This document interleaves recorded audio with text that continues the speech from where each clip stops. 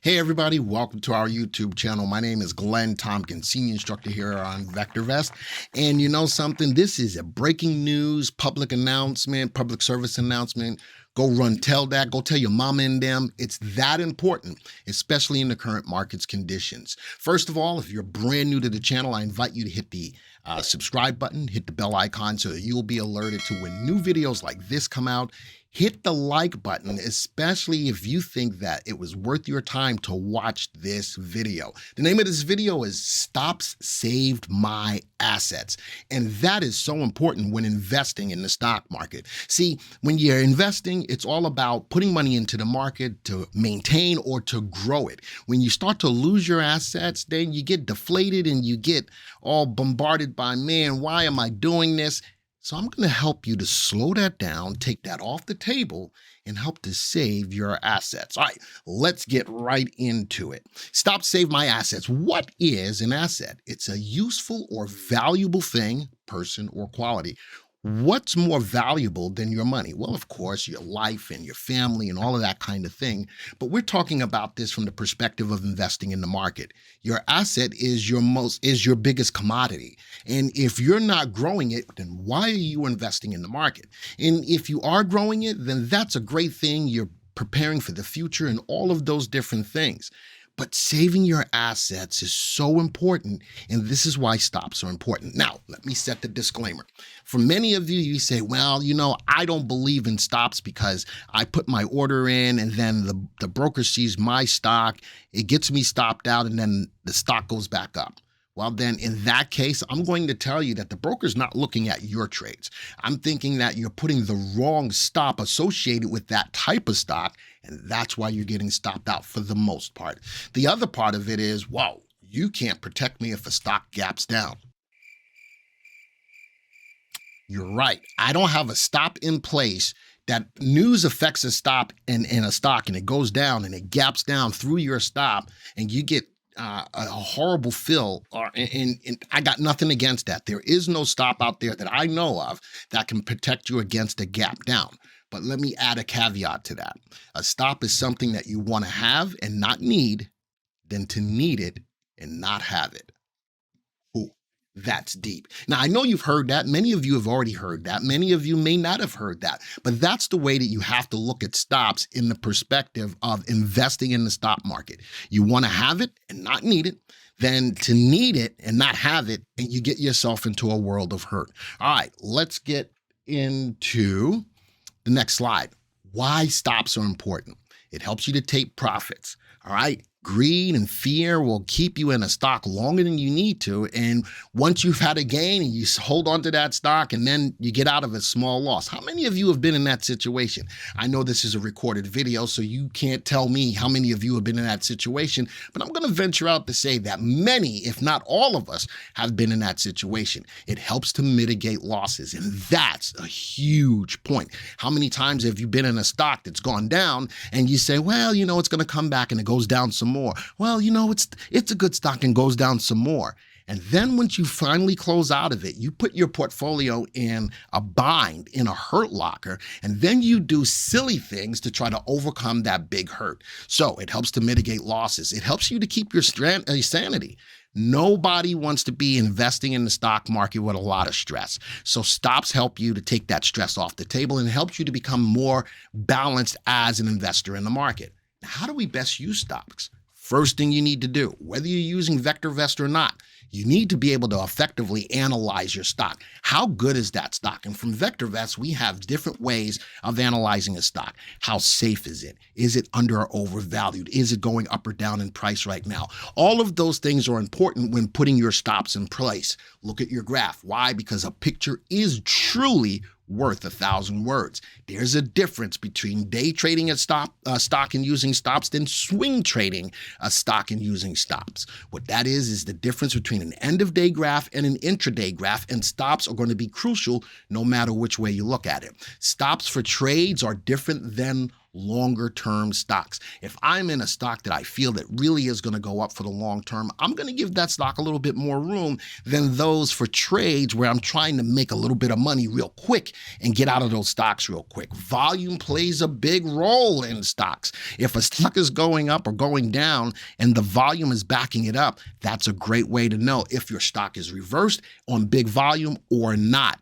Now, some stop ideas that I'm going to give you. Well, we can start looking at moving averages, and there's a myriad of different moving averages, and you want to use them in combination with each other to see if the smaller moving average is crossing above or below the bigger moving averages. Now, knowing the type of stock that you're getting into will dictate which moving averages you use. I have some examples up here for the shorter term trades, a 3 and an 8 exponential moving average, 5 and 10, or 10 and 20 for those of you who are a little bit more swing traders, 20 and 50 gives you a little bit more room on that stock to move. And of course, for the longer term investor, the 50 and the 200, looking at the golden cross or looking at the death cross, all right? The right combination does keep the noise out of the trade. And a lot of times those big moves or those moves that get you out and then the stock goes back up is noise. Utilizing the right stops with the right type of stocks keeps the noise out. If I'm a shorter term, well, that noise, all I really want is to get in and get out. That noise is going to come quick. But if I see a stock doing this, but it's staying within a range, then I don't need to get out of it if I'm still in it longer term. We have some VectorVest indicators looking at relative timing. If the stock stops going up by way of price, by way of RT, that's a good opportunity to get out. Recommendation. If a stock gets a sell recommendation, you get an opportunity to know that it's not a good time to still be in that stock, especially if you've made some money.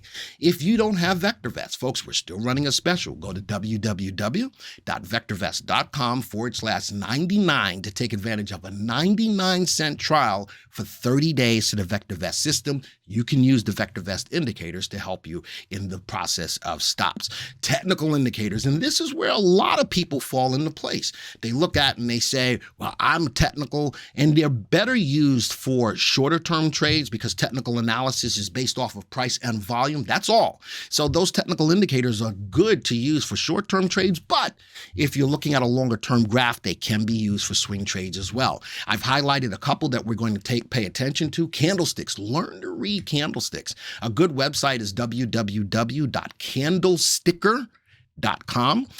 Looking at support and resistance, especially if I'm in a stock and it's gone down below support, that's a good opportunity to get out of a stock. Other indicators like MACD and stochastics. ATR is going to be another one I'm going to pay attention to because a subscriber out there said, hey, can you talk a little bit about that?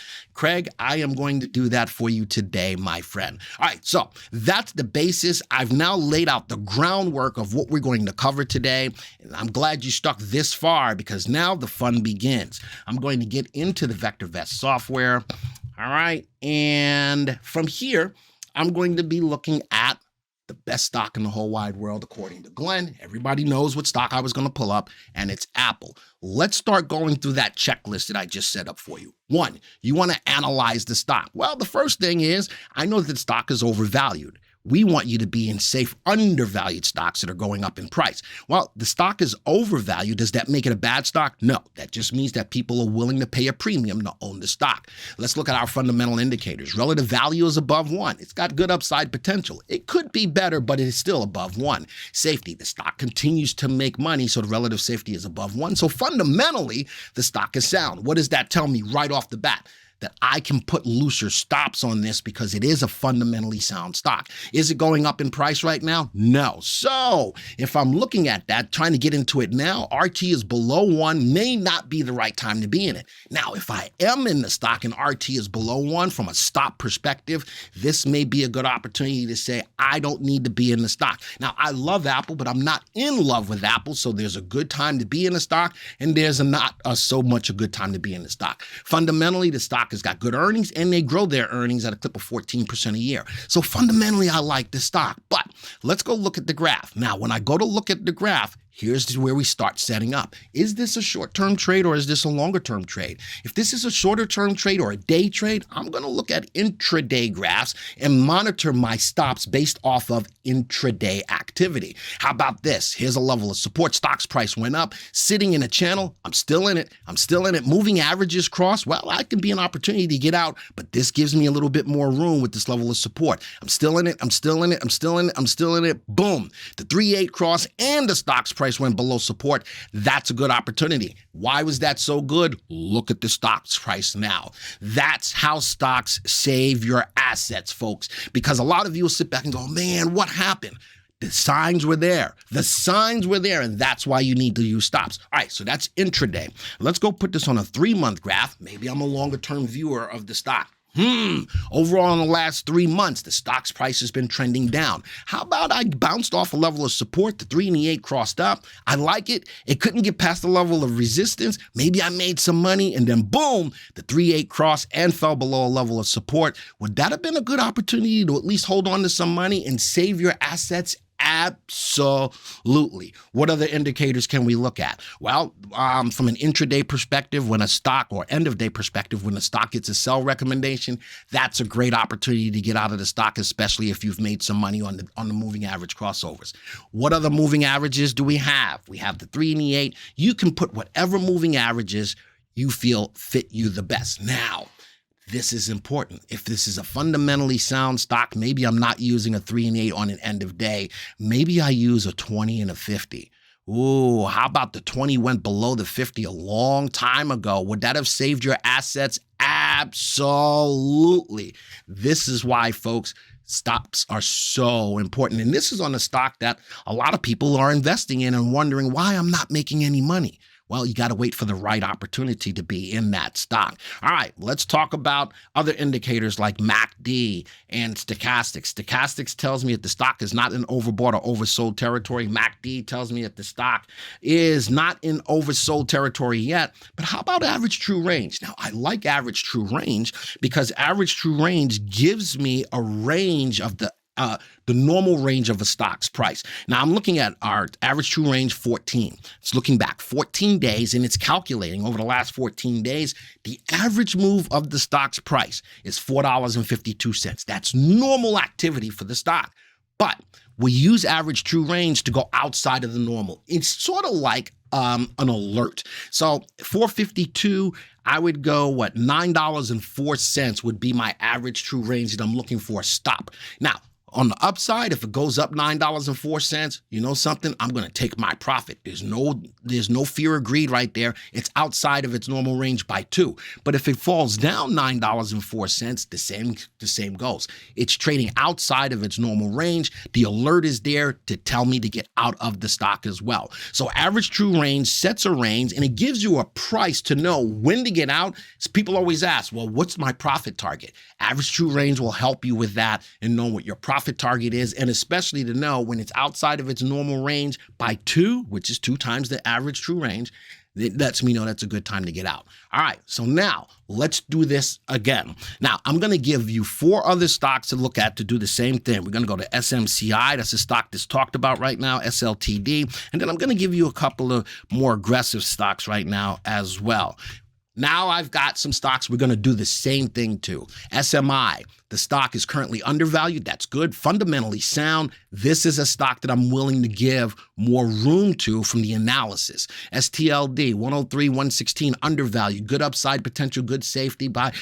Again, these are stocks that now these are in the news. These are stocks that I'm willing to give more room to for the perspective of a stock. Let's go look at APEN, way overvalued, not fundamentally sound. This is more of an aggressive trade. No matter which stop I'm going to use, whether it's moving averages, I'm probably going to use tighter moving averages to get in and get out very quickly. These are not going to be longer term trades, so I'm not going to put longer term stops, but I will use things like moving averages. I will use things like average true range. I will use things like support or resistance. BILI, grossly overvalued as well, not fundamentally sound. So it goes back to the part of knowing that no matter what your stock is, understanding the type of stock that you're in will help you to set the right stops. And again, a stop is something that you want to have and not need than to need it and not have it. Folks, that's the end of this video. There was a lot incorporated in helping you to understand what stops are and why they are so important. It's going to be a great way to save your assets. Now, for those people who are out there who say, well, you really didn't change my mind in regards to stops, hopefully, if nothing else, you wrote down some things here and start to incorporate that into what you're currently doing to help you to also save your assets. There's not a stop that I have to protect you against gap downs. There's nothing that I can do from your broker looking at your stop, thinking that you're looking at your stock and getting you out before the stock's price goes back up. Folks, use this information, share this information, because it's that important in the current market climate to save your assets. So folks, until the next time, see ya. Hey everybody, Patrick with VectorVest. As a friendly reminder, if you missed out on the amazing Black Friday deals, well, you got one more opportunity with the Cyber Monday deals. This will be going on from November 27th to December 4th, so you won't want to miss out. Just go to vectorvest.com/99 to take advantage of the amazing Cyber Monday deals we have for you right now. What are you waiting for?